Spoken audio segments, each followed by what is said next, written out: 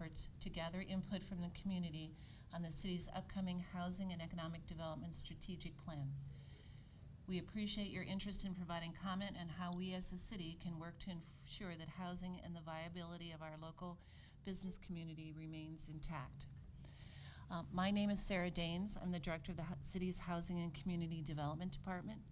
Joining me is Roz Grigsby, who oversees the department's Planning and Development Services Division, and Ashley Johnson-Hare, who manages the Housing and Community Services Division. Before we begin, could you raise your hand? I'd like to kind of get a feel for who's in the audience. Of those of you who live in Takoma Park, if you own your home, could you raise your hand for me? Okay. For those of you that live in Takoma Park but rent, are any of you business owners? Are any of you interested in establishing a business in Takoma Park?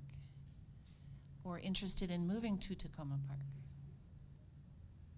Okay, thank you. Earlier this year, the City Council authorized the development of a community-wide strategic plan, reaffirming their commitment to the preservation and development of a range of safe, quality, and stable housing options that are available to residents of varying incomes. They also reaffirmed their ongoing interest in advancing the city's current economic development efforts. The strategic plan that they approved is intended to provide a framework to preserve, retain, and expand existing housing and economic development infrastructure, build upon the community's existing strengths, identify opportunities, and increase the capacity of the city organization to meet the needs of the community. In February, the council entered into a contract for services with the Cloudburst Group and its partners, Fourth Economy and the Mullen and Longren's Associates, to undertake the strategic plan. The plan's in progress right now, and to date we have begun a series of stakeholder interviews. We're working on the analysis of various data resources and have recently conducted an online survey of residents designed to solicit input on a variety of housing and economic development topics. That was closed last week, I believe. Tonight's listening session is intended to provide community members with an additional opportunity to weigh in on local housing and economic development conditions. The strategic plan is comprised of three parts. The first, the data analysis, is expected to be completed in mid-July.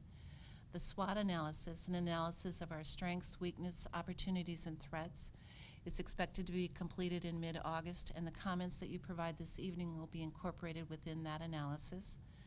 And then the plan itself is to be presented to the council and the community in a draft form early to mid-September. Before we begin and invite you to the mic, I've asked Ashley and Roz to give you a quick overview of the current programming that we offer, so you can kind of get a perspective in terms of what we're doing now, based on the information that we'd like to get from you as far as what's working well, what might not be working, and what else we could be offering based on your interest and experience. So Ashley, do you want to start? Sure. So Housing and Community Services was formed to create and maintain affordable housing opportunities in a city, and our affordable housing initiatives fit into three specific buckets. The first is development and lease up, the second is continued assistance, and the third is in home ownership. So some of the premier programs that we have are our pilots, which is a payment in lieu of taxes program, rent stabilization, we do a landlord certification program, landlord-tenant mediation. We also have an emergency assistance fund, and the home stretch, which is a newly formed down payment assistance program to create affordable home ownership opportunities in the city. Roz, do you want to give a quick overview of the economic development efforts? I'll just be very quick. The efforts of the city in the areas of economic development are kind of twofold. We have designation from the state of Maryland as a sustainable community, and that enables us to access certain funds available at the state level for community legacy grants, neighborhood business works grants, strategic demolition, and smart growth grants. We also have various tax credits through the enterprise zone and through some of the historic preservation opportunities.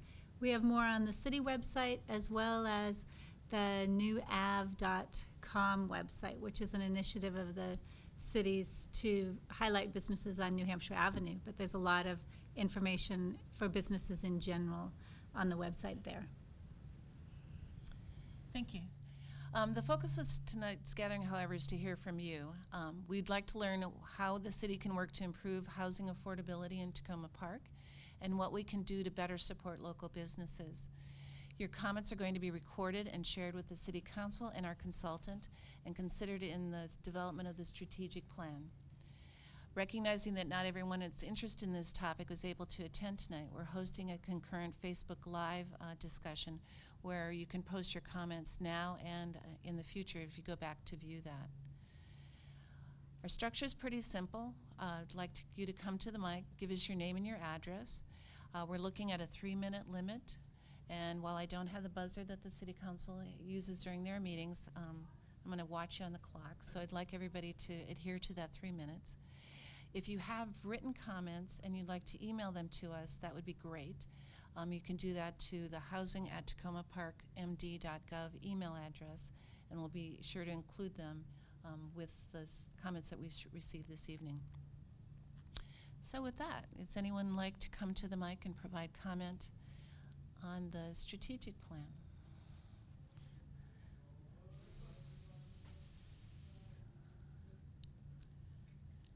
Go for it, Elizabeth.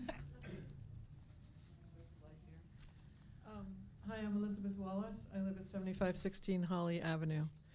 The affordable housing conversation can be more than about subsidized apartments or helping first-time buyers with down payments. It can be about how to help long-term homeowners afford to stay in their home by helping short-term renters who don't need a lease and can't afford a hotel. It's time to include owner-occupied group houses in the conversation. An OOGH is a single-family dwelling occupied by a Takoma Park owner and by one or more other non-related individuals who pay rent and or utilities for accommodations. They share bathrooms, kitchens, and common areas. If you own a home and rent a room to your child's college roommate for her summer internship, you need an OOGH license. If you run an Airbnb out of your principal residence, you need an OOGH license. There are dozens of Airbnbs in Takoma Park, but as of February this year, there are only 23 registered OOGHs. Takoma Park, we could make more money here. Most locations on the OOGH list have 1 to 2 rooms to let. More than half are women-owned. I don't know how many of them are Airbnbs other than mine. I've rented homes via the Airbnb platform for over 3 years. Airbnb is an online community marketplace that connects people looking to rent their homes with people who are looking for accommodations. Guests and hosts are background checked. While many travelers use it for vacations, many others use it for mini sublets when staying in a hotel is much too costly. I rent out to up to 4 rooms a month or more to embassy interns, doctors, artists attending the dance exchange, and relatives of Takoma Park residents. I do it because I cannot afford not to. The room rate is between $30 and $45 a night, which is less than the price of a studio apartment in the DC area. Perhaps we could assist Takoma Park residents who want to provide affordable housing in their homes by giving them property tax waivers, kind of like pilots, like we do the developers. Perhaps we could assist by helping them with small loans to prepare their homes to pass OOGH inspection and even more critical eyes of Airbnb guests. And perhaps we could assist by loans to help declutter, downsize, paint, repair a walkway, purchase a new mattress, renovate a bathroom. Owners could pay back a low-interest small loan monthly from the proceeds of Airbnb or whatever platform they use and keep the money circulating for others. Encourage first-time buyers in the down payment assistance program to augment their income to pay for an otherwise out-of-reach mortgage with a short-term rental guest. Benefits to elders living alone would be someone at home to offset feelings of isolation. Hold an outreach event to get all registered OOGHs certified and use the opportunity to have community conversation to help start up OOGH owners by informing them of their responsibilities, parking, security, etc. So neighbors are happy. And guess what? It's another possible income stream for Takoma Park. Montgomery County collects hotel taxes on the rents. You could demand that money back as well. Thank you, Elizabeth. Is there anyone else that'd like to provide comment this evening?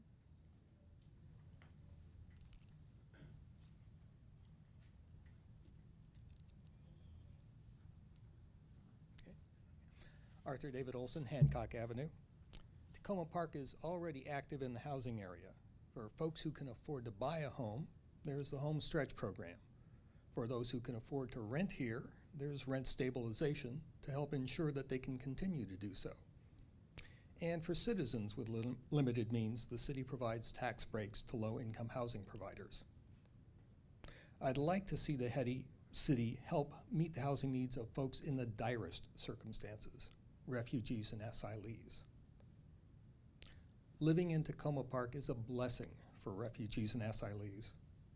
There's good access to public transportation, and a lot of services, education, and training used by refugees and asylees is in Silver Spring, as well as here in Takoma Park at Montgomery College. Right now, though, settlement agencies tend to place clients in Prince George's County because of its lower rents. And Takoma Park apartment owners have indicated that federal requirements mean that low-income units cannot be rented to refugees. In its current term, the City Council has adopted 2 related resolutions. One to, quote, welcome our Syrian neighbors who are approved as refugees, and one encouraging, quote, landlords to open their doors and provide housing to refugees and those who have been granted or are seeking asylum. I hope we can begin to make real that welcoming and encouragement. Toward that end, 3 suggestions from most to least general. First, include in the strategic plan the goal of having affordable housing for refugees and asylees. Second, include use of some of the city's new housing fund as a way of achieving that goal. And finally, use the housing fund to subsidize rents for some limited time so that they're comparable with those in Prince George's County, eliminating one factor that leads to refugees not settling here. I'd love to have city staff and others working on the strategic plan provide other, better ways to ensure that refugees and asylees can be truly welcome in Takoma Park. Thank you. Thank you. Is there anyone else that'd like to speak?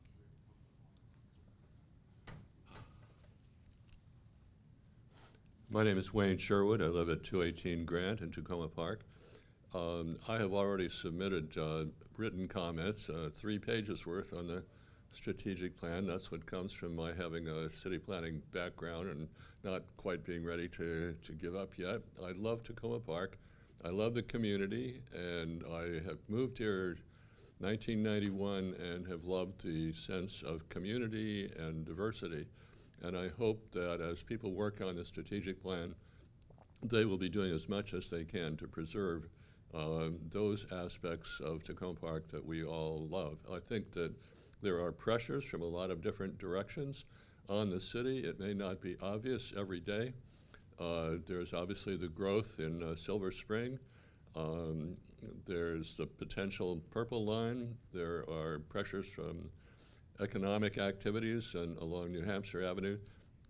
And so I'd like to mention just a few things. I think first, we should try to do everything we can to maintain the income diversity in Takoma Park. And I think since there's very little vacant land to build more affordable housing, that means doing everything we can to preserve what is here already. We don't have a lot of tools in the city government's toolkit to a lot of financing or a lot of legal tools, but we can keep going after county and state sources of possible funding to acquire and rehab, and also I'd like to see those funds and possibly the city's affordable housing fund used to help small landlords who are not subsidized and who need some extra money to keep their properties going and in good condition. A second thing that doesn't really always pop out as economic development because it doesn't necessarily involve new businesses is helping the current residents of Takoma Park to achieve economic success. And I think one of the ways that we could do that is to have more places throughout the city, for example, in apartment buildings or in community facilities or the community center or the rec center, where there were training and job connection services, a computer center, job applications, where people could, there's so much of this is going on now by networking, and particularly with this huge number of potential jobs coming in along the Purple Line, a lot of people in our community just won't know about those, or won't know how, and if they had some help in learning how to access those, I think it would be really great. I went to a presentation the University of Maryland at College Park, and they said that after the Purple Line is in, it's not going to be long, I don't know what that is, 10 or 15 years, before there will be more jobs in the Purple Line corridor from one end to the other, including downtown Silver Spring, than any other part of the state of Maryland, including downtown Baltimore. So there's a potential for a huge number of new jobs, and I think that we can really help the economic development of Takoma Park if we focus on people who live here now and help them get connected up to those possibilities. So those are only two things I'd like to highlight. So. Thank you. Okay. Is there anyone else?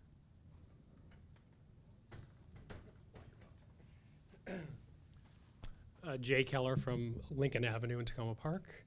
I just wanted to echo what Wayne has been saying, and I'm the chair of the Recreation Department, and one of the things that often gets left out is in the total look at the strategic plan, how recreation fits into this, and how we do efforts to really build community through things like Celebrate Takoma and other efforts like that. So I would just like to make sure that when they're looking at both housing and other areas of Takoma Park, that they look at what are the efforts to really maintain that sense of community, which makes us unique and frankly different from all the other places that are out there like Silver Spring and others that don't have the community centers, the recreation center, which a group of us have been really working at. How do we improve what's there now, and how do we look to the future for how the demographics are going to change and how that's going to impact recreation needs in Takoma Park.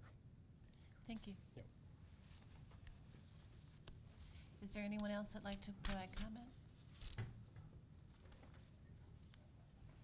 Hi, I'm Anne Marie Gamal. I've lived at 6814 Westmoreland Avenue for 33 years, and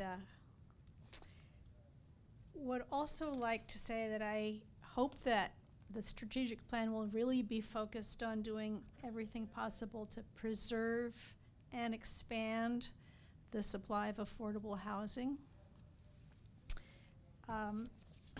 And I would like to echo the interest in opportunities for citizens' economic development as well as the city's economic development.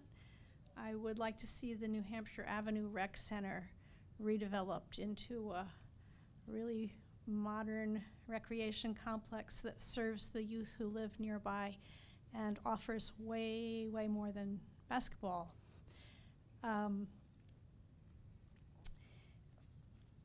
I know that the New Hampshire Avenue corridor is of real interest to the city, and I hope that the idea of economic development won't be focused just on new businesses, but also thinking of economic development for the whole community, of this economic development of the citizens as well as of the business owners. Thanks. Thank you very much. Oh. And the urban forest needs to be preserved and expanded in the idea of development too. Thanks. Thank you very much. Is there anyone else that'd like to speak this evening? If not, in closing, I'd just like to remind everybody that we are doing this as a Facebook Live event, so you can go back and you can view it and provide additional comments through that mechanism. And anyone that's watching, I'd encourage you to provide comments as well. The more information we get regarding people's concerns and their experiences and the recommendations that you might have, the stronger the strategic plan itself will be.